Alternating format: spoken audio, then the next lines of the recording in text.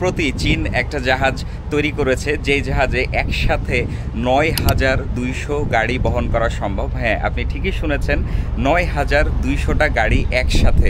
এই ধরনের জাহাজকে বলে রো শিপ বা roll on roll off ship, অথবা সহজ ভাষায় কার ক্যারিয়ার বা ভেহিকেল ক্যারিয়ারও বলতে পারেন।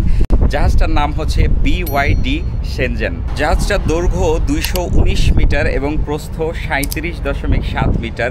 এই জাহাজটার সর্বোচ্চ গতি হবে 18.8 নটিক্যাল মাইল ঘন্টায় এবং ম্যাক্সিমাম ড্রাফট হবে ৯ মিটার। এই ক্যাটাগরিতে বিশ্বের সবথেকে বেশি ধারণ ক্ষমতা সম্পন্ন জাহাজ এখন এই BYD শেনজেন।